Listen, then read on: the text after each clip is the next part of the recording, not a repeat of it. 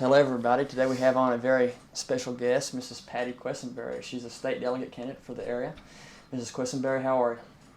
I am fine today. How are you? I'm doing good. I think I can speak for both me and Ethan. We're very excited to have you on.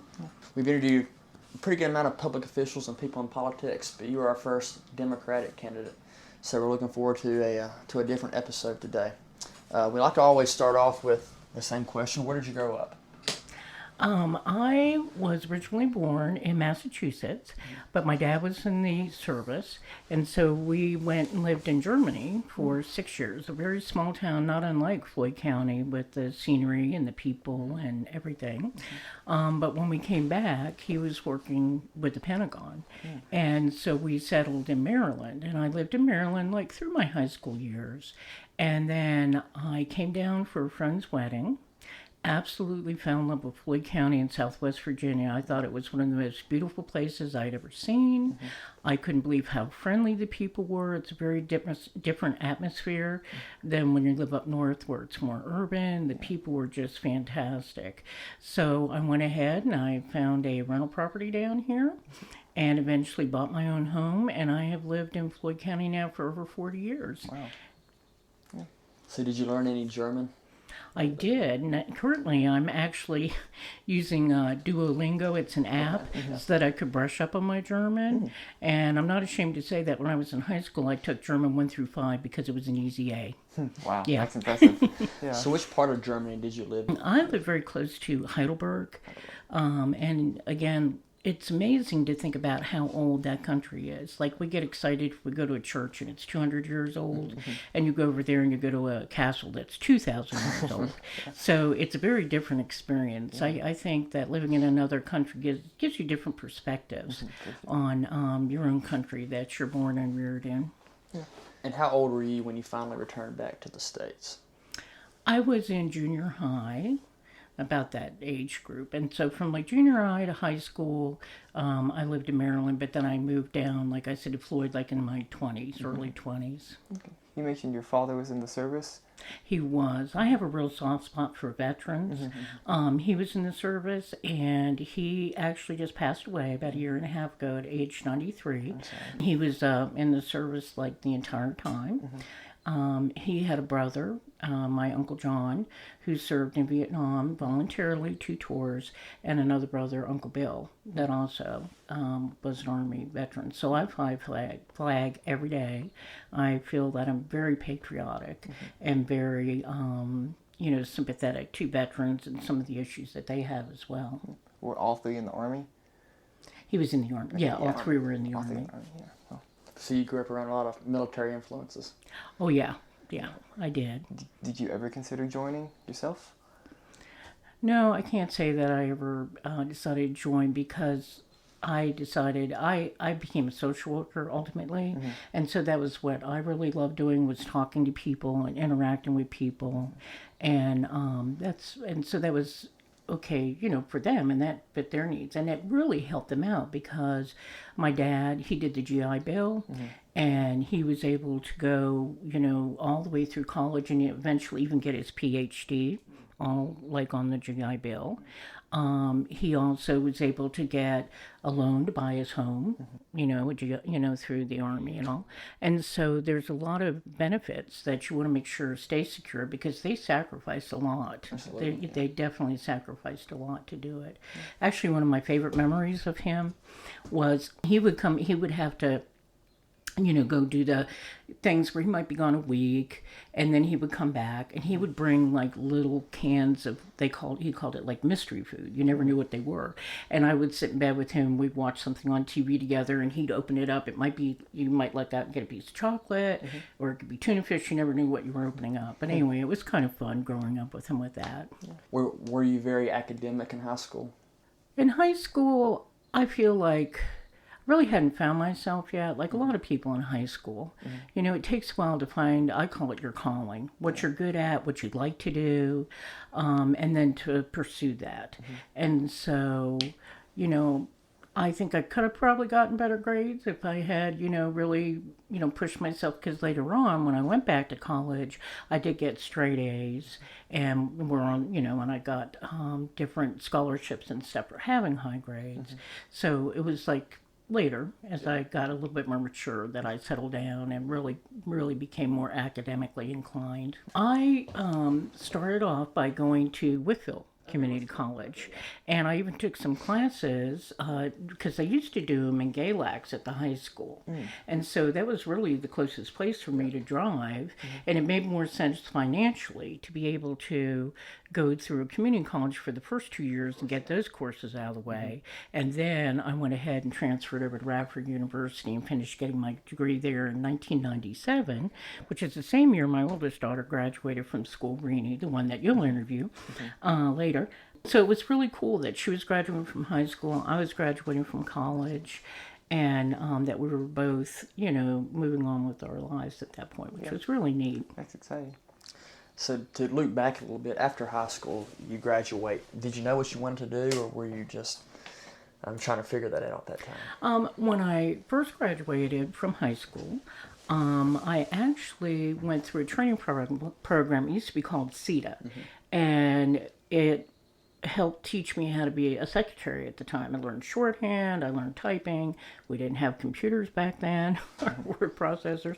It was the good old-fashioned way. And I actually worked as a legal secretary at the Internal Revenue Service, is what I did. Oh, wow. Okay. Yeah, so lots of policy there, a lot of, same things, but it was the employee plans and exempt organizations that I was the secretary in there. So I was a legal secretary. Then when I had my second child, it became so expensive and I know this happens to a lot of other females too, to have to provide daycare for two children.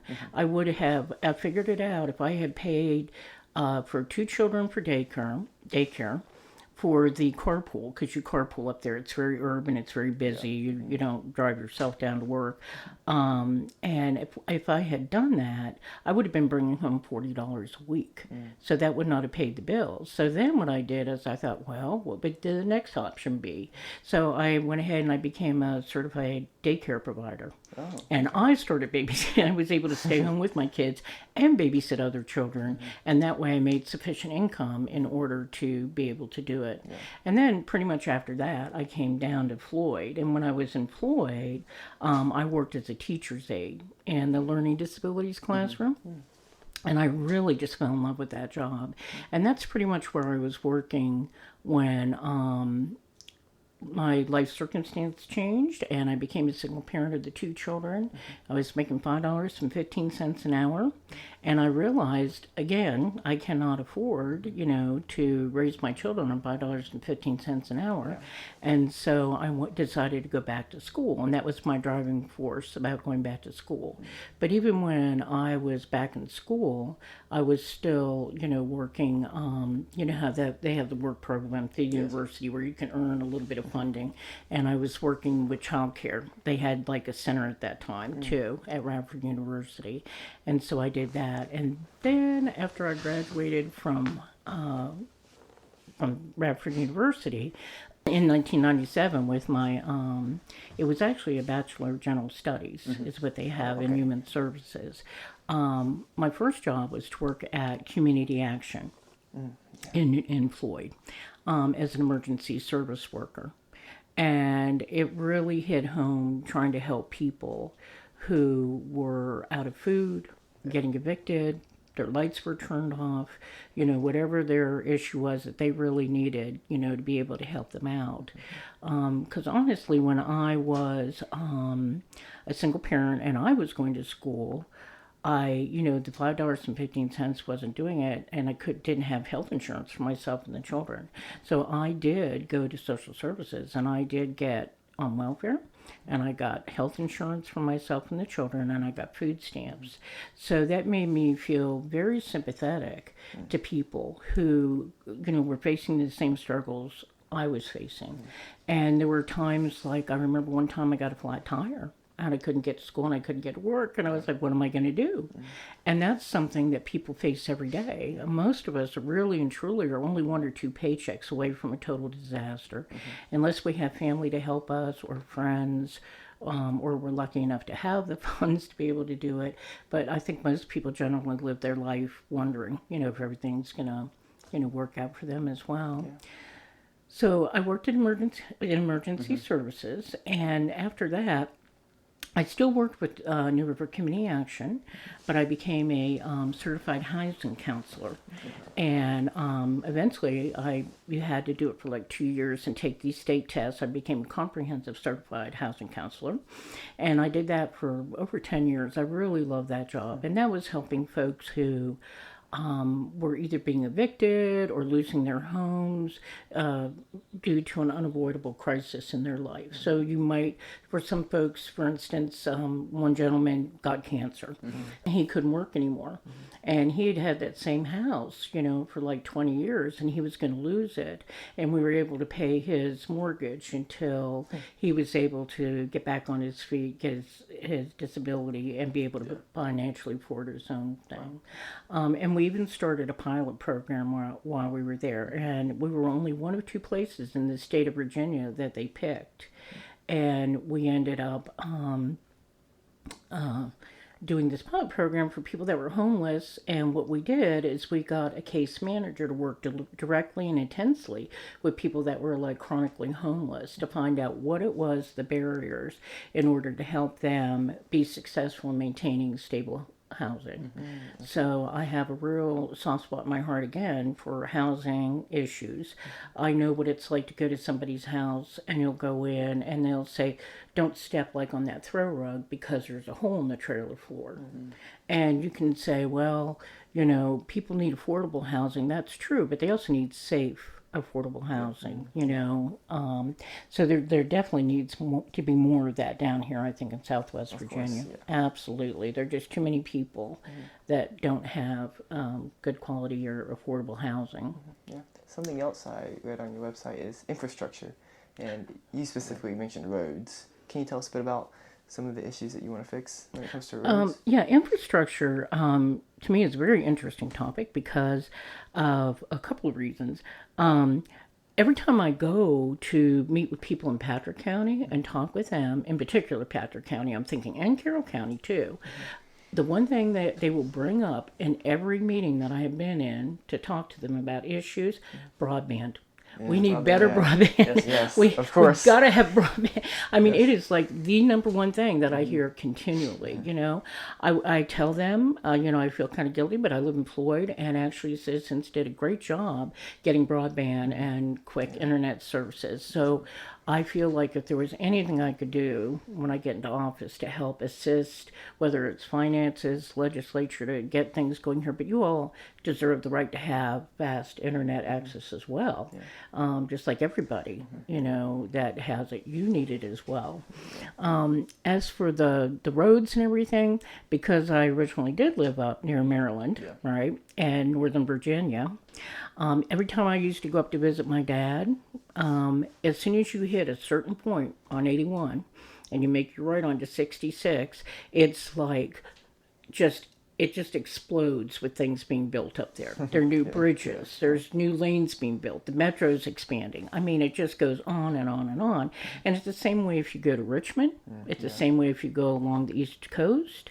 But if you go, you hit Roanoke, you might see a little bit there. And then once you start going down 81 from Roanoke on down, I don't see a whole lot of progress when it comes to roads and bridges and everything we need. I know it's been a big debate about 81. What are we going to do with 81? Because it is very heavily traveled. You'll get 95, that goes through Richmond up through along the coast and everything. They will get the funding, but I feel like the funding seems to just come to a dead stop right about Roanoke. And I know it just seems like it gets worse and worse when you go down. So does that funding come federally, or does it come from local municipalities? A lot of the funding comes from federal, but it gets funneled through a lot of times the state legislature, and then that funding will be allocated to different jurisdictions.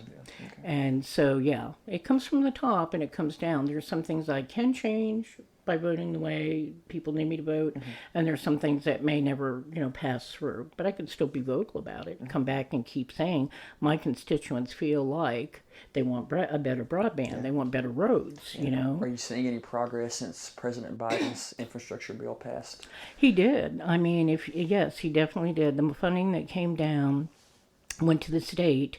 Sorry, I don't have the numbers, but I do know that there were some different counties around here that did benefit from that funding for the infrastructure. And so, yeah, I'm really excited about that. And then I was going to say that I love to do genealogy. And I found out after I moved down here, I never knew it until I did move down here, that my ancestors were from Giles County. When Virginia and West Virginia were one county, one of my fourth great-grandfather actually served in the House of Delegates. And the one thing that he passed up there was to get this turnpike, they called it, built. So I thought, well, there you go. It just runs in my genetics and my DNA. I'm interested, just like my four-time great-grandfather, in getting better, better roads and all the amenities that we need down here to make it a better, more viable place. You mentioned broadband multiple times, and that's something I'm really passionate about, because for the podcast we have a website, right? And we host it here through the local broadband. But sometimes it's not very stable or it's slow, and that puts a bottleneck on how many people we can serve and how many people can listen to the episodes. Right. Whereas my mom works in Floyd County, and she has wonderful internet at her workplace. Totally different, It's yeah. way different. And it also affects doing schoolwork. Yeah, too. schoolwork too. We have a lot of online classes where we're getting our degree through WCC, and we have these summer classes, and it took me 4 hours to download a video the other day. Yeah. And it's just...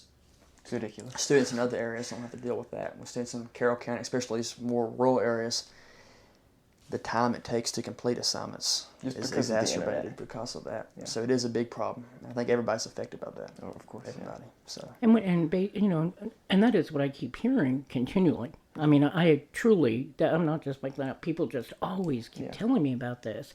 And then I just think, that is something that has to be worked on. And how are you going to entice businesses to come to the area if you don't have what they need in order to function? You're not going to be able to grow as a community if you don't have to offer to them what they should have. So, I totally, that would be one thing I would try and make sure the funding got channeled further than Roanoke down here. And it's interesting that you mentioned that. We've hit this topic a pretty good amount before about the differences between urban areas, and you live in urban areas in Appalachia. Right. What struggles you see in Appalachia that you don't see in urban areas? If you can touch on that a little bit. Golly, quite a few. I mentioned housing, that there really is not enough affordable housing down here. That is definitely a big topic. Childcare, right now in Virginia, 65% of children under age 6 have one or two parents both working. And there are not enough childcare facilities around, or people willing to do it. If you're lucky, you have a relative that can help you with the children while you're doing it, but a lot of times you're not lucky. And you just have to work maybe more than one job in order just to pay for the child care. And I've also seen married couples where the husband will work the night shift, she'll work the day shift. And they just try to do it that way and take care of the children. The other thing, too, there are not enough services for people with substance abuse disorder. If you want to get help down here, it is hard to find a bed, in order to get the help you need, to find the counselors that are qualified, that are willing to treat you and help you out. They just don't have the resource down here like they do in more urban areas to help people, with substance abuse crisis. doctors. I keep hearing that come up too, and that's actually more from medical people who are telling me about that. I mean, most of us now, when we go see a doctor, we usually don't see an actual doctor. We'll see like a PA, which is fine. I have a PA, and I like her a lot. But you know, we just don't have the doctors down here, and even if you're trying to get regular testing done, like you need something taken care of, you're going to be on a waiting list a lot of times. Yeah. So there really are not enough doctors down here. Transportation is a big issue. And that would be something I'd have to really give a lot of thought to as to how that could be improved. But how do you get people transported so they can receive the services they need if they're suffering substance abuse disorder, or if they need to get to their doctor appointments? Because we have a pretty good aging population around here as well. Yes. Are you familiar with, not to interrupt you, but okay. There's a bus network. Luke, do you know what it's called? It runs in... Are you talking about the one that runs in Galax? It runs in Hillsville, too. Hillsville, I think it transports senior citizens to grocery stores and to... Yeah, there's a stop at the Kirk County Public Library. Is it the Links? Links. It's called the Links Transportation Network. And I was just... I've only heard a little bit about that. I'm not familiar enough with it. I don't think it runs over But it's very Floyd. small. Yeah. Oh, no, it definitely doesn't run in Floyd. Yeah. I think it's just between Hillsville and Galax in that area. Yeah, and I think occasionally it'll make trips up to as far north as Roanoke and to Mount Airy as well, as far south as Mount Airy. So I was just wondering if you're familiar with it. I know it transports senior citizens, especially from, I think, nursing homes and places like that. It might, yeah. Yeah. And that's kind of what I've heard about it too. Yeah. And I think part of the problems with being in Appalachia versus being in a more urban area, everything is so far apart. Yeah. The houses are far apart. The doctor's offices are far apart. The supermarkets, all of it. I mean, we are a huge, graphically huge area. And that does become an issue when you're trying to figure out about transportation. I've heard a lot of high schoolers in urban areas aren't getting their licenses anymore. There's not really an interest to go out and get your driver's license. We don't really have a choice here. Yeah. Now, I like to drive. Right. I do personally. But some kids in school have told me they don't really care to get their license, but they don't have a choice. Right. Because if they want to go to school or go to the grocery store, they have to drive 10, 15 minutes. Right. And you can't ride a bike, you can't walk. Right. And there's no public transportation. So you do have to go and get your driver's license. And you mentioned earlier about jobs not coming into Appalachia. You're seeing a lot of kids after graduating high school moving away, and there's not many people coming in. So getting businesses into the local area, I think that's a huge issue that needs to be worked on. I'm not really sure how you would do that. I guess broadband internet and infrastructure would be. Well, that would definitely be a good start, yeah. To entice people to come to the area and create some jobs as well. Mm-hmm. The other thing I would say about jobs is that I know everybody feels like the only road to making a good enough income in our region is to go to college. That's the first thing you hear. Go to college, get a degree, and get it that way. But I also think it would not hurt if we were to expand on trades, and being able, there's some people that don't want to go to college. They love working with their hands. That's why my husband is. He was a construction worker his entire life. And he came to my office one time and he looked around. I thought I was so proud. I was like, oh, he likes my office. And he said, I would die if I had to sit here in four walls every day. That's what he told me. And I was like, I hear you, honey. And some people are really good with their hands and love doing it. I have one of his sons works at Citizens, and he loves being out there and working around. The other son works at Volvo, and he, again, same thing. He really enjoys that thing. And the third son, he learned as an apprentice how to work on heating and air, and now has his own heating and air business. So I think the path doesn't always have to be education for every single person, but they should still have the opportunity to be trained in areas they would like to be trained in order to make enough income. You shouldn't have to work 2 or even 3 jobs to feed your family, but there should be a way for you to make an income that's sufficient to support your families. And I know there is money in the trades too. Yeah. Oh, yeah. Especially electricity, because people can make a lot of money. Yes. And save a lot of debt too by going to the trades. Because our local high school offers building a trades, good amount of trade programs, and they'll pay for your community college too if you take it during high school. Oh, also, this is a newly introduced foundation for any student of Carroll County High School, Grayson County High School, Wythe County, and Blaine County. After they graduate high school, and if they're older than 18, they can attend Wytheville Community College for free. That's See, an amazing those program. are the things that need to be done. Yeah. You know, that's another pathway to making sure that you make enough to support your family. Yeah. And that's what people want to do. They can graduate high school, take trade classes, get their certifications, and then enter the workforce as a tradesman, and you can provide for your family. That's it. Yeah, I agree. I totally agree. The other thing, too, in Virginia, I don't know if you've ever heard of, Virginia is an at-will employment state, which means, do you know what that means? Means Are you the familiar employer with it? can fire the employee for any reason, right? You can be fired at will, you know, with no reason, no nothing, you know. And I just feel like some of those laws need to be changed too, because, you know, you shouldn't go to work and then find out that, oh, wow, you know, the whole business is closed down and we don't even know anything about it, you know, like it's gone, you know. So that is something. And I also, I like the fact that President Biden has the unions support. And I also support the unions as well, because I feel like they're the ones that make sure that people do get to keep their health benefits and the retirement benefits that they paid into. That if somebody gets injured on the job, that, you know, OSHA or whatever will come in and make sure that things are safe from there on out. And so I do think that these are some, you know, worker rights, because you should have the right to work in a safe place and not worry about going to work and finding out they're closed. You maybe won't even get your last paycheck. Yeah.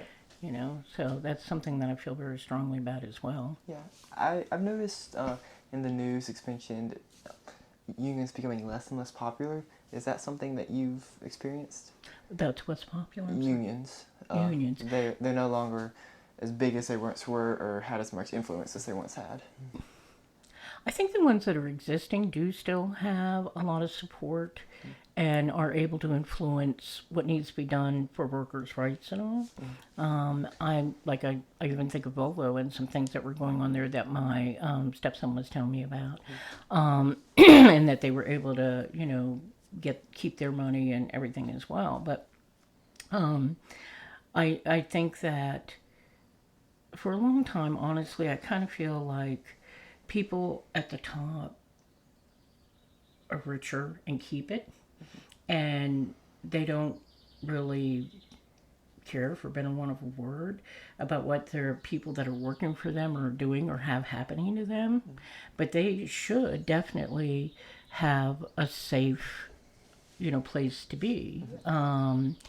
I even think I recently got some information from the firefighters in Virginia, and they were talking about how they were trying to make sure that if they got cancer, like after 9/11, when people were around chemicals and they got cancer and they ended up getting sick, that they could receive the benefits because they were in a job that was hazardous. Yeah. So even if unions may not be as popular, because I think that maybe people getting into work may not be as familiar with them and what they can do to help, I still think they're a valuable asset. Yeah, that's great. So you mentioned your daughter, Renee, how do you say it?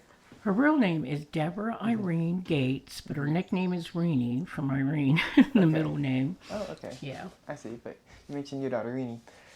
How did the decision come about for you and her to run simultaneously for office? What happened there was we were both members of the fully Democratic, committee there, and we were listening about, you know, who was running for what office and what they were doing and all. And, you know, honestly, it wasn't like I thought, oh, I think I'll grow up and be a politician or anything like that. Yeah. But I was like, you know, they really do. I really care about the people in Southwest Virginia. And I'm not saying that. You could ask any of my friends or anybody you know or my family, and they would tell you that. And I'm very sincere about it. And I know that the fruit doesn't fall far from the truth, and that she has very similar opinions and viewpoints that I have as well about wanting to be of service to people. And so we talked about it for quite a while. And then it was 4 days before the ballots were due that we decided that, the signatures for the petition. Is it for 120 signatures? Yeah, like I think it was 125 for me and I think 250 for her because she's got a bigger jurisdiction that she's covering. And so I went out there and I said, well, okay, we got 4 days. Let's see what we can do. And that's what we did. And I will tell you, honestly, I had more Republicans sign the petition that know me and my values and my belief systems. And I have more of them, not because all the Democrats I knew signed it too, but the Republicans have enough faith in me that are friends of mine and family of mine. Mm-hmm. And so I was able to get all of the signatures that I needed because of that. And then, I was very proud. I was just so tickled that people came out and tracked me down and went to all my neighbors' houses and that they did that for me. The other reason Renee and I decided to run for office is we both of us have been very committed to helping our communities as long as I've ever lived here. I ran on the volunteer rescue squad. I wasn't paid, but I was an emergency medical technician, and I did that for over 25 years. And so did my husband, so did my $2. And we were like a family team, and we would go out. And it would not be unusual to go out at 3 a.m. in a snowstorm, take care of somebody, come home, take a quick shower, get dressed, and go to work. Because we just really believed in helping the community. I even ran into a lady Saturday when I was there, and she said, I think you ran a call when my husband got sick, and we started talking, and I had helped her, and she said, I never forgot that. And that would have been back in the mid-90s that I had run that call with her. So people do remember, when you're kind to them, they remember you back. And then I was also very involved with 4-H because my daughter loved 4-H, and to me it's a great program because you can be low income and you can pay I think it was 25 cents for the horse club or something every time she showed up, and then learn about animals and farming and everything else. So I did that. I've been the PTA president. I've been a hospice volunteer, a literacy volunteer. Hospice volunteer. Do you mind discussing that a little bit? Hospice, yeah. Mm-hmm. That one's interesting because it's like one of the greatest gifts I think that you can give somebody when they need you the most, really. I remember reading one time that we hold babies, but then when somebody's dying, we don't hold them, and that was just how I felt, like that I wanted to be near people. And it was a little bit like that on the squad. If people would say, well, how could you run a call, or how could you go to someone's house and they were deceased or dying?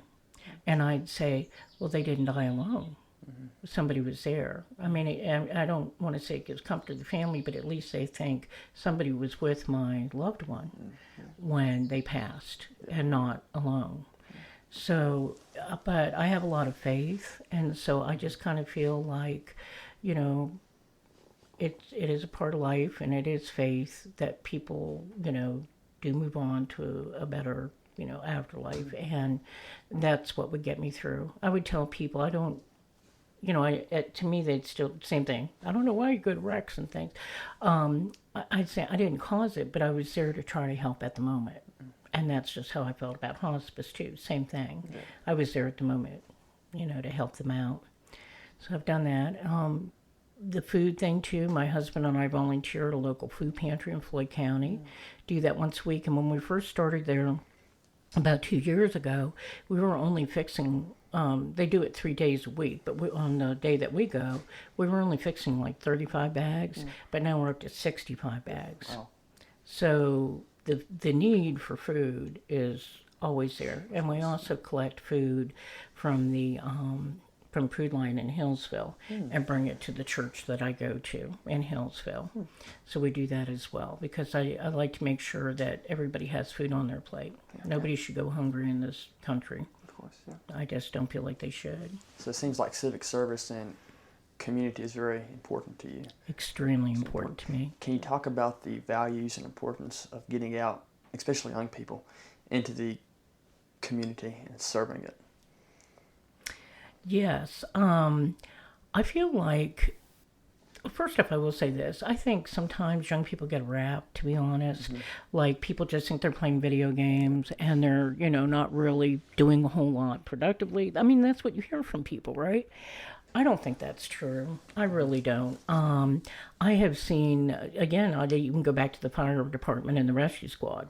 There are a lot of young people that join those organizations. I have seen that happen. I have seen, when I go work and volunteer at the food bank, I have 2 grandchildren, Reenie's children that live next door.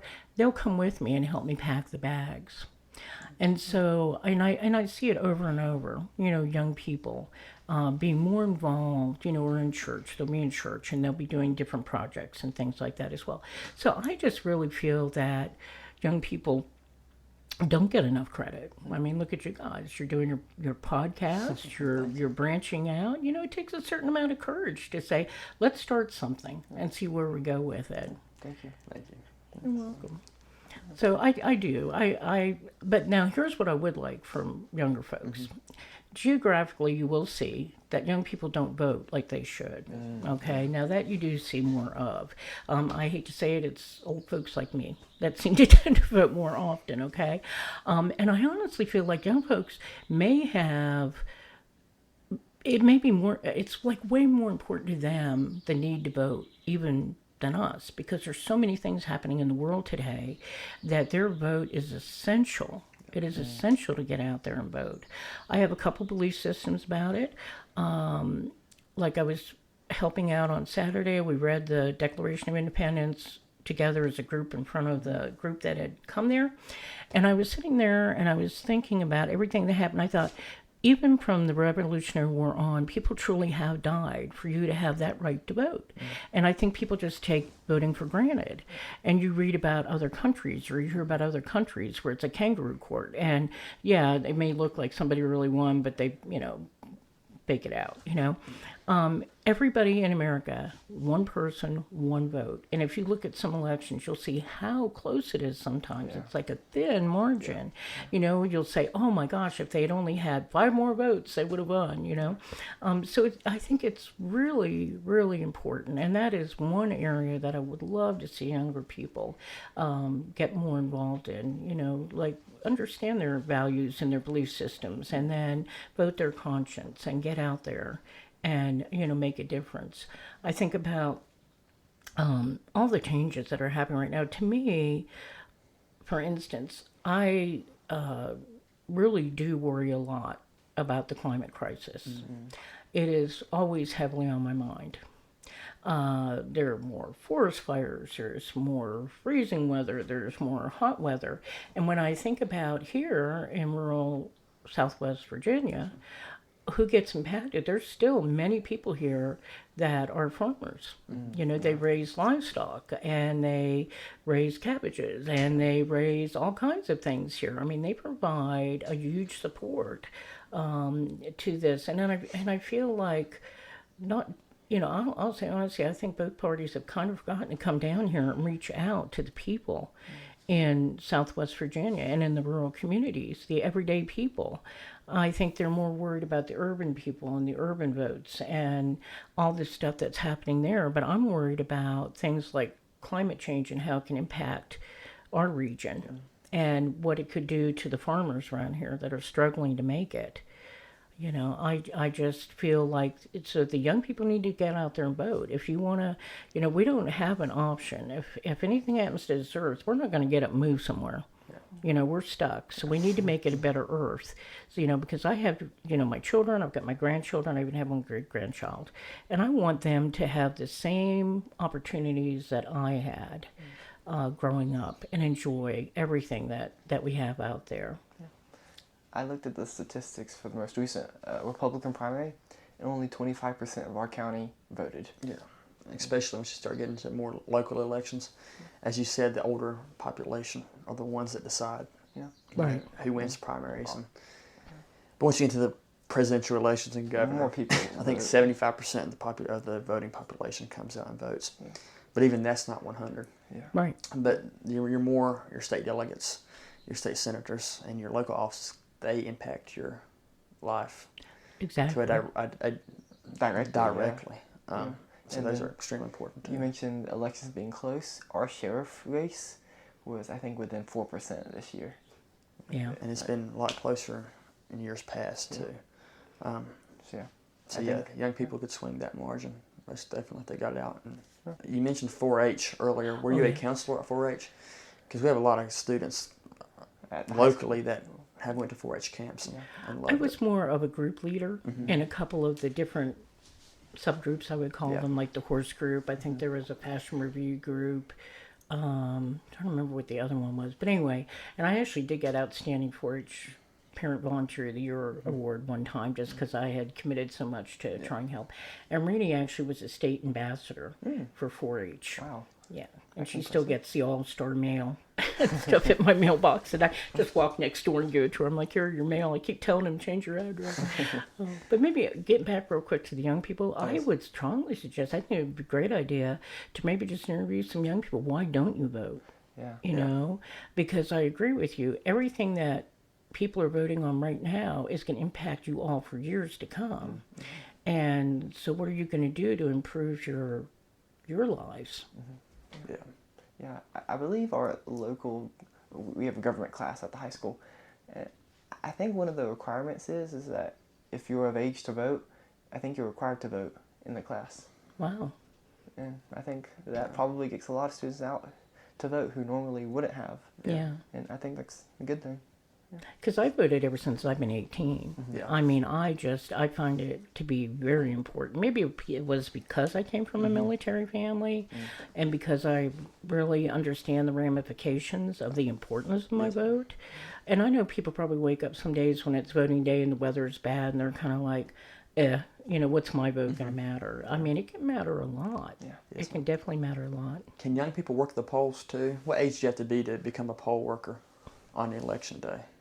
Do you have to be 18 years old? I believe you have to be 18. Okay. I'm not as familiar with that. I know that there are other people that I have been around that know much more about that. That's a good question. I'm going to Because find I out. love to go to the polls on poll day. They're on election always looking for poll workers. Yeah. Always. So anybody that would be interested in that really should definitely do it. Don't you have to go through some sort of training? I think it's a class. I think you do some training, and they just make sure that you understand the rules and the regs. You know how you can't, let people campaign a certain amount of fee, and signs. And I mean, it's there's a lot to it, but once you learn it, it's not bad. And the other people that are there would surely say, hey, we got to stand on this side, and this is how we check it in. No, I think it's funny. Every time I go to vote, it's in Indian Valley, and everybody knows who I am the minute I walk through the door, right? But it's still like, get your driver's license out, get your voter card out, and they're all serious and they do it, and I'm always so proud of them. I'm like, that's good. They are making sure that everybody's legit that's coming through the door and they're voting. Yeah, upholding high standards. And I think this year, this next graduating high school class is going to have an interesting intro into politics too, because it's a presidential election that year. So a lot of those kids that are graduating next year are going to get to vote. Yeah. So hopefully, it being a presidential election year, that will encourage and increase the interest in going out and getting to vote. So I wanted to ask you a little matters on policy. The Supreme Court handed down some decisions a few days ago, and they shot down Biden's student loan debt redemption plan. Right. What are your thoughts on repaying student loan debt? Personally, I think that it would not. I personally feel like it should be paid down. I think that if there's some funding available and we could make it available so that people that are severely in debt, I mean, there's some folks that are young, they graduated from college, and they still have to go live with their parents because they can't even afford to rent an apartment because of the student debt loan and the interest rates too on those student debt loans. I think it's interesting because some of the people that are adamant about not paying for student debt loan are the same people that took the money that came through that was channeled for COVID for their businesses. many of them current Congress people and senators that have their own private business, which did not mind taking COVID money, when that money came through the federal government, to help save their businesses. So to me, if you could find funding to help people that may not even have needed that money versus somebody who's young and just trying to get started, they went to all the trouble to go to school for 4 or more years, who, has, worked their tails off to graduate, who wanted to give back to society in the field that they love. I can't see why writing off a piece of their debt should be done. It should absolutely be done. That's just how I feel about it. And you worked for the IRS for how long? I worked there for 3 years. 3 years. You did not go to college before you worked at the IRS? No, I did not. Okay, because I know the federal government has a debt cancellation plan. Is it 10 years after you work for the federal government? I think they forgive your Public debt. Student Loan Forgiveness Program, and after 10 years of working in public service, your debt can be forgiven. Right. And I did get some student loans when I went back to college myself. I got grants, I got scholarships, and I got some student loans. And I did pay back my student loans in full. But I was really careful about only taking enough student loans to literally cover my classes, my books, and save enough for gas. But tuitions have gone up. Yeah. Books have gone up. Gas has gone up. Yeah. So people are paying a lot more for that education than they were when even I was going to school.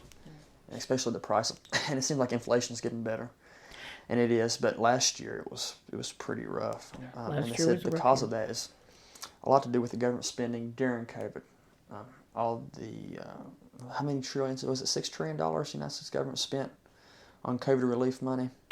I don't know the number exactly, but I know it was an astronomical amount, yeah. It was a lot, and we still have a lot of money that hasn't been spent yet that was allocated to it, and that's what Biden was trying to, I think he was using COVID relief money for that debt forgiveness program.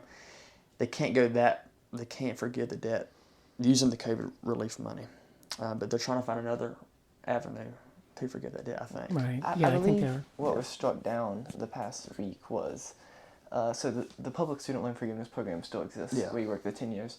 I think there was just a separate relief of, I think, up to $10,000 that had some stipulations where $10,000 of debt was forgiven. Yeah. And that was struck down.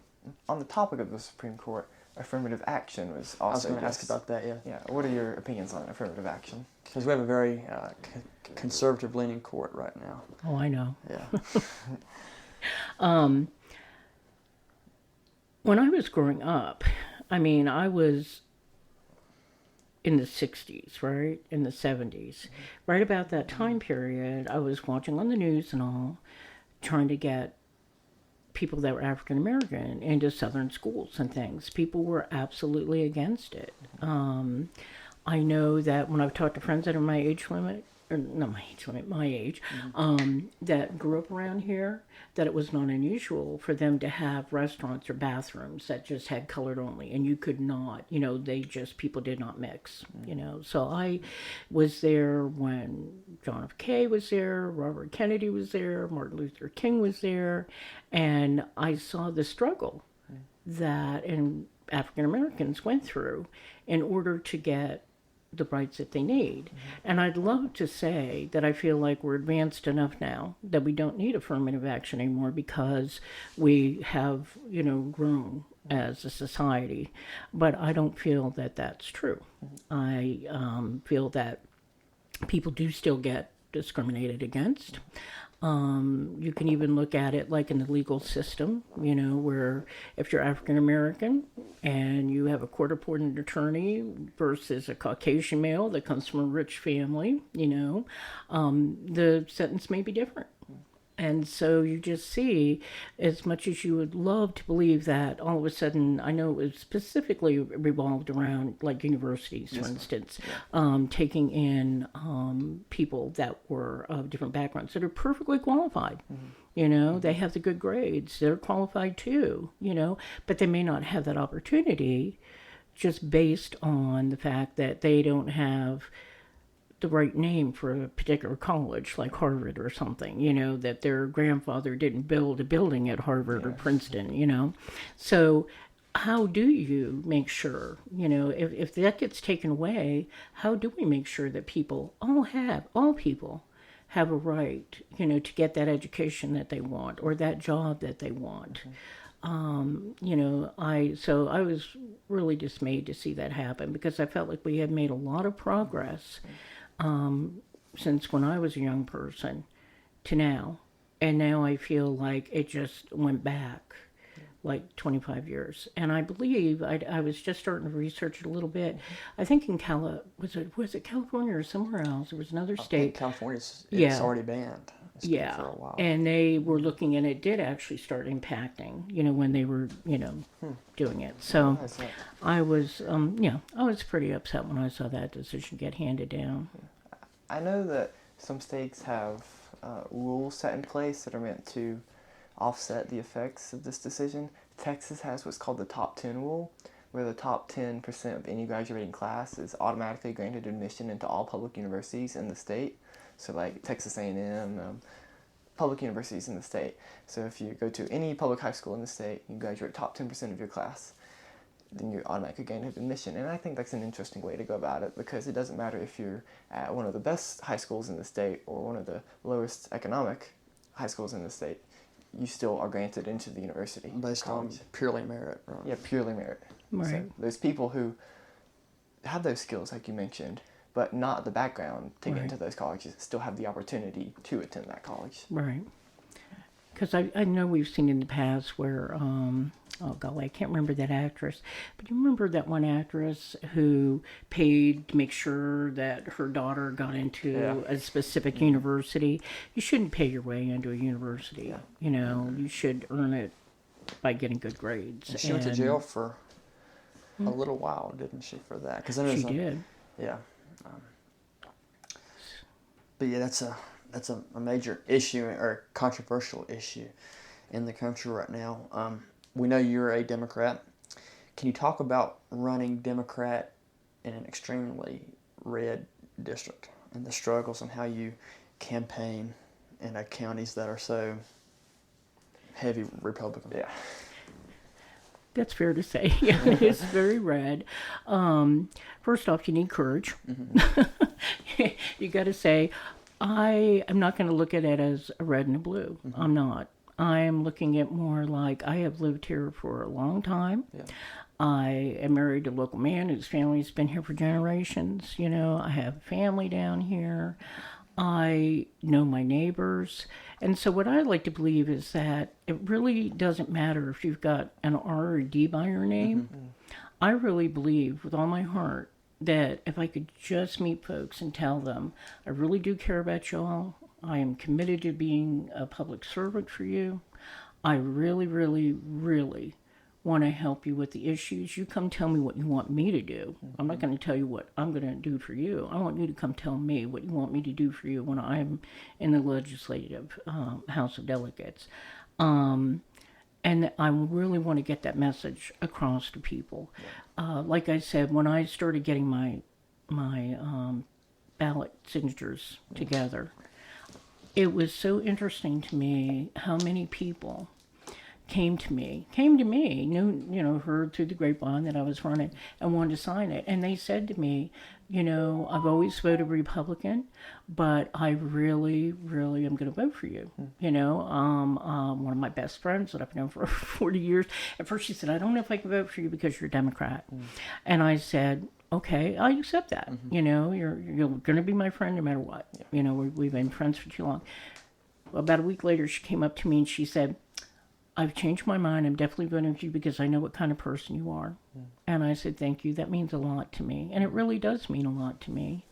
And then even when I went to the 4th of July event at Floyd on Sunday, I have friends that were running the Republican booth. I was in the Democratic booth and walking around meeting people. Mm-hmm. And some really good friends of mine were over there. So I went over and I was talking to them. And my friends over there in the Democratic booth said, you're not really going to go talk to them? I said, well, yeah, they're my friends. I'm going to go say hi to them, you know, and say, see what they're up to and what have they been doing. Mm-hmm. And I did. I went over there and I talked to them for a long time. And one of the guys there told me the same thing. I mean, he took me aside and he said, Patty, I've known you for a long time. And I mean, he's even like on their like committee thing and everything, but he's like, I'm going to vote for you because I know you. And I said, I really, really appreciate that. And I really do. It means a lot. So I feel like what people really care about, is what's happening to them in their lives. It shouldn't be a matter. I think we've become very decisive, and separated. Voting party lines. Oh yeah, party lines have become like so hateful. I don't want to run a hateful campaign. I don't want to throw mud and say, "Oh, I'm only Democrat," and to heck with Republicans or something like that. No, I don't want to do that. I think they're my neighbors. These people are my neighbors and my friends, and I also think about, I've said it before, it's like David and Goliath. I mean, he only had a slingshot, and he still was able to do it. So I think if we just stick with the issues and we just stick with what needs to be done to help our community, and don't wander off into hateful wars with each other, I really think that I could really make a big difference if they just give me the opportunity. That's all I'm asking anybody to do. Give me the opportunity. I will show you that I do mean what I say. Yes, ma'am. So you and your daughter are both running for office at the same time. And this is the first mother-daughter political duo that's running at the same time in United States history, correct? That's correct. And that's impressive in itself. Yeah. Do y'all help each other's campaign? Do y'all go out and campaign together? Absolutely, because there are a lot of counties where we actually overlap. Like, for instance, Carroll County. We both would be serving Carroll County, and Patrick County. There's certain ones that we overlap in Gay Lake City, so we go together. And the one thing I have found is that if people get to meet you and see you face to face, it makes it better than if you're just a name on a ballot the day they go in to vote. And so I'm eventually going to start really getting into door knocking too. I want to get out there. I've been going to farmers markets. I've been going to celebrations. I've been going to picnics, you name it. I have gone to just about everything. I'm booked this week, But and that is the thing that I enjoy the most, is meeting people. And there have been a few folks that I've met, and they'll cross their arms and they'll go, well, I'm just a Republican. Period, and I just tell them, that's good, that's fine, I'm not here to rock your world, it's okay, but if you have any questions for me, I will answer them for you. And that's just how I approach if there's too much negativity. I mean, I'm pretty relaxed about the whole thing. But yes, my daughter and I do campaign together very often. We help each other out. Every night we get together at my house with our computers, and if there are forms that need to be filled out or financial campaign things we have to log in or anything like that, we definitely help each other out and support each other while we're doing it together. Do you think it's brought your relationship closer together? I think we've always been close. I really do. I feel like we've always been close. And like I said, she lives right next door to me. It's no further than your house. So there's a path that we have. And so we've always had a really strong bond. And so, no, I couldn't say it's made us get stronger than we already were. But I feel like, but it is definitely an interesting thing to do. And I told her, I said, just think later. And I'd like to think that we're setting a good example for our grandkids or any other females out there that might consider running for office. Because I could be wrong, but I think I read that, I know they redistricted 47 here. Yeah, they did. But I don't think a female has ever won. Like in even the old district. It was like Poindexter before Ren Williams. But I think it's always been male. Okay. And so they were interested, I was reading it in the papers, they were interested to see if Marie March would have won, because at that point it would have been myself and Marie March, and a female finally would have been the delegate for your area, your jurisdiction. Yeah. Interesting, I didn't know that. Thanks. Yeah. Yeah, so speaking of being female, how have you found that being a female in politics and in this area, has it presented any problems or difficulties or hurdles that you've had to overcome? I can't really say that has been an issue. That's good. Maybe people, I mean, I guess they've just never told me, maybe people secretly think only a male can run in a position and hold it and do a good job at it. But I'd like to think that, again, that we've evolved enough to where people would just say, oh, is this candidate or that candidate a better fit for what I believe in and what I would like to see happen in my area. But I can't honestly say that I feel like there's been any, I'll use the word discrimination or anything like that, just based on being a female. I asked that because when Vice President Kamala Harris was elected into the office, a lot of people had a lot of stuff to say because she's a person of color and she's female. I was just wondering if you had encountered anything similar, like any negative feedback. Yeah, no, honestly, I can't say I have had any negative feedback. That's wonderful. Probably my only, like you said, uphill battle is the fact that this really is a predominantly red district. And you just have to get them, I just want people to understand where I'm coming from and how, I sincerely want to help them. And not, just say, oh, well, it's got to be a blue or a red person, I just really want people to understand it depends on the person that you want for that position. Male, female, red, blue, whatever. I've heard it said most of the country is some shade of purple. It's not cut and dry red and blue. Most people can be swung either way. Well, when I first came to Virginia, I would say all of Virginia was pretty red. And then I think people were surprised when it did go blue, but it really kind of went more blue in the more urban areas. It never really went blue down here. Just because they're so big. They have so many this voters. just stayed pretty red, And I think that, I would say that I think that people have neglected listening to the rural voice in America, both Republican and Democrat.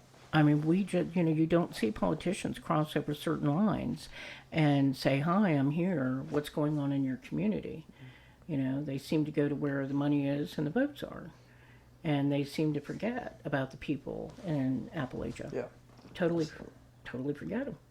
And I don't want that to happen anymore. And even though you are running for everybody in our district, you are representing the Democratic Party. Can you talk about the Democratic Party's platform a little bit? I'll tell you why I've been a Democrat my whole life, and why I say I'm proud to be a Democrat is because I do feel like, in my mind, Democrats do care about, I'm going to say the little guy, or little woman, I feel like a lot of the things that we try to strive to get voted on and create policy for are to help people that are everyday folks. For instance, the whole affirmative action thing, I mean, it was to give everybody equal footing, not just people that have money, or a certain color. I feel when it came to women's rights, women still, by the way, don't make as much money for the same job as a man. Like, women only get 77 cents to the dollar, men get $1, okay? And if you're of ethnic origin, it's even, and you're female, it's even less than what a Caucasian female gets, so, which is 77 cents to the dollar. And so I feel like we have fought for years to make sure that there have been better rights for females as well, because there's so many people with money in the Senate and the Congress, who are making the decisions for people that they've probably never met. If they did meet them, they may say derogatory things about them. They don't mind getting their vote, but they don't like the way they live, or what they do for a living. And so I feel like the Democratic Party is really good at understanding that. I think that they're really good too at, like I said, the unions and workers' rights. I think that they're always striving to make, they try to do living wage.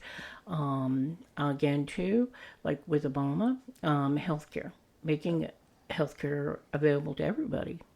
When some people in America, there were a lot of people in America that couldn't get healthcare. And then making that available, and people forget about that as well. The infrastructure money that Joe Biden is funneling down to the states will have an impact in each state. I just want to make sure the impact is also in the rural regions and not just the more urban regions. But the money is coming down, from above. I'm trying to think of some other things because I can just think of a lot of things that I feel like I got to admit I do like Joe Biden too, because he definitely does have a soft spot too for veterans like I do. He has always been extremely supportive of veterans and different policies to help vets out, and I think that's really cool on his part as well. You mentioned Virginia, at least in your time, historically being a red state. And it was a blue state when Governor Northam was in office, and now it's a red state again with Governor Youngkin. How do you feel like interacting with, being a Democrat, how do you feel like interacting with the governor and the rest of the House of Delegates or even the state Senate works when you're at odds when it comes to being a Democrat and they're Republicans? With their policies and Yeah. things like that. Yeah.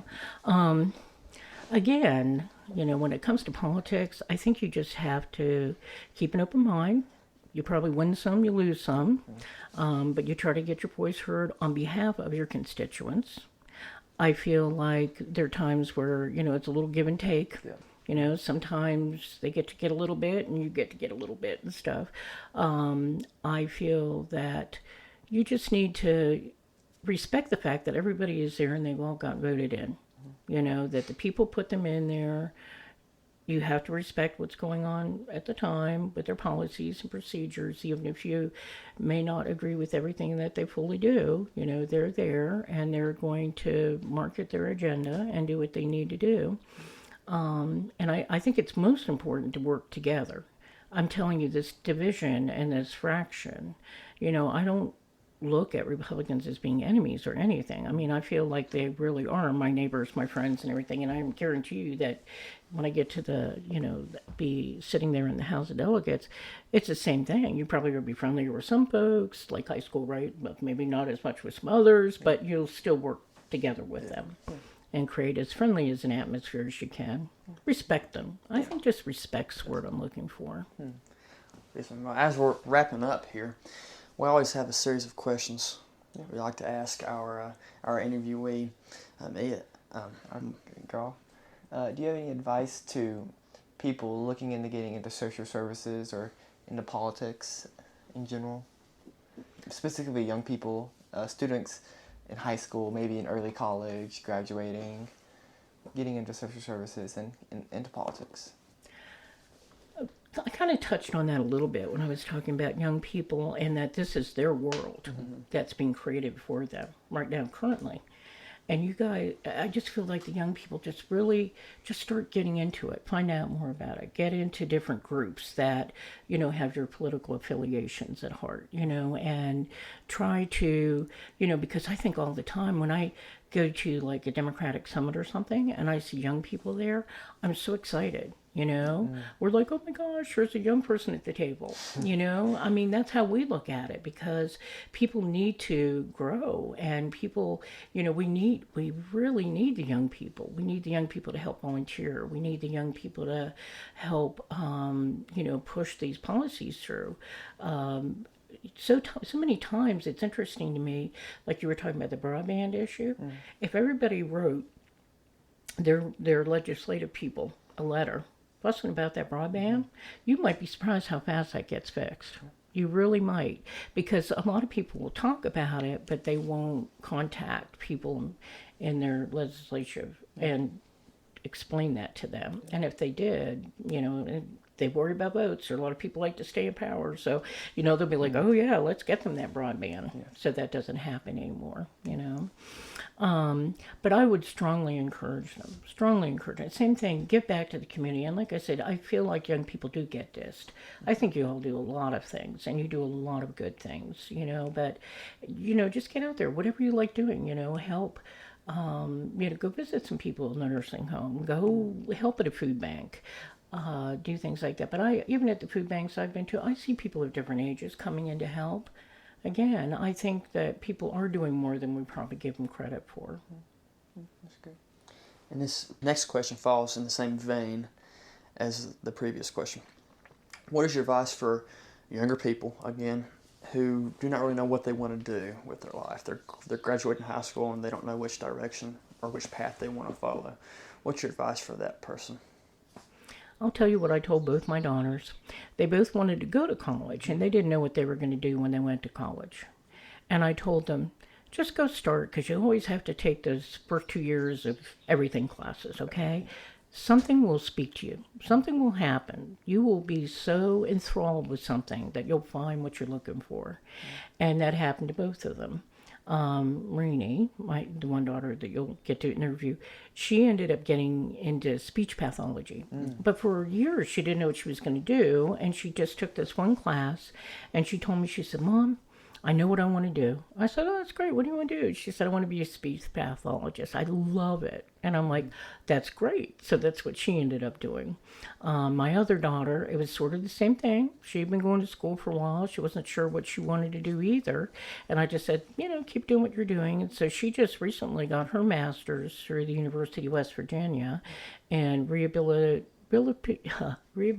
counseling and mental health services. It's like a dual degree. Okay. And she always fought it because she's like, well, I don't want to be a social worker like you when I grow up, And then she did end up doing it. And I said, yeah, but you're good at it. You're good at it. Like, you go to the grocery store, people are telling you your problems, so find what you're good at. And people like to tinker with a car. By golly, go learn how you can maybe be an apprentice and work on becoming a mechanic, But I think if you do what you love, you will do it well. And that's the whole thing that I would say to anybody that's trying to find themselves while they're doing it. And a lot of times that volunteering and the community service comes in handy because you network a little bit. You find out whether, like say you go help your, Habitat for Humanity, and you love it. I've always wanted to do, now I want to do construction. Or if you hate it, you're like, I think I do like being a bank teller better, So you can find yourself by going out there and exploring what you love. Well, our final question is a bit of a doozy, but we ask everyone we interview this question. What is the meaning of life to you? That's a really good question. We get different answers every time. I'm sure. Yeah. No, I think that's a great question. I think the meaning of life for me, honestly, is just loving every day that I've got here on Earth to do whatever it is that I love doing. It could be gardening, it could be reading a book, it could be running for political office, it can be whatever. But I think what I hadn't mentioned to you is that I had cancer a couple years ago, and I got really sick, and I had to do chemotherapy, like 6 sessions, lost my hair and my eyebrows, had the best family, best friends, best support system in the world. And after that, you really realize that trivial stuff is not that big. It really isn't that big. The things that you think other people sweat and they're getting all upset about and everything is not as bad as some things can be, And so then you start really valuing life. The meaning of life is value life while you have it. That's what I would say. Live it to its fullest. Don't be scared of trying things. Just go for it. Go for your passions. Like I said, follow your passions. Do what you do, and you will do it well. And that's what I would say about the meaning of life for me. Well, I think that was very good. That was beautiful. Absolutely. Beautiful message, yeah. Before we wrap this up, do you have any events that you want to plug in the future? Any campaigning events that you're going to be at that you'd like people to come to? Actually, I have such a full calendar. It's not even funny. I do know that tomorrow I was going to go down to both Hillsville at around 4-ish because they're having their parade, and Galax, and my daughter will be there too, Renee, around 6, 7-ish because they have their parade. And I might even try to squeak into Stewart because I know they're having some stuff down there as well in Patrick County. So I'm going to be running around. We do have websites, Renee and I. Mine is Quesenberry for Virginia. And we have a calendar, but we're still in the process of tweaking that calendar because, as you know, sometimes things don't work like they're supposed to on the computers. But there is going to be a calendar of events, and we plan on putting all the dates up there. And we did discuss it, as my campaign manager, myself, my daughter, and the web designer. We're like, should we put events up? Because you never know, people that are negative and hateful might show up at your events as well. And I said, no, I am not scared at all of the people that I love around here. You know, I know these folks, you know, they're certainly entitled to their opinions and everything. I have no problem with that, you know, no discord there. And so, yeah, we're going to put the calendar events up, get it tweaked, get it working, and then you can go to either one of our websites. There's more information about my platform and her platform. We each have separate, platforms that, we believe strongly in, and we want to be able to try to help create for our community. And what's her website URL? I'd have to look it up. I'm think really it's sorry. But you're going to see her on Friends We of are. Rainy, I believe. Thursday, But you're yeah. going to see her Thursday, and I'll make sure that she gives you that information too. I think it's Friends of Gates. Yeah, Friends of Gates. Yeah. Yes, and for the listener, we are interviewing Miss Gates, Miss Quesenberry's daughter, on Thursday. And we're very excited for that interview. Yeah. Well, Miss Quesenberry, it's been an honor to have you on today. It's been a pleasure. We'd like to thank you for coming on. Well, I was very excited. You guys did a wonderful job. Thank You you. asked some really cool questions. Thank you. I was like, wow, way advanced here. I mean, you were really right on target with some really strong and interesting questions. Well, So I thank you. appreciate the time. And it was my first podcast. You made it so much easier. Thank you. Well, thank you.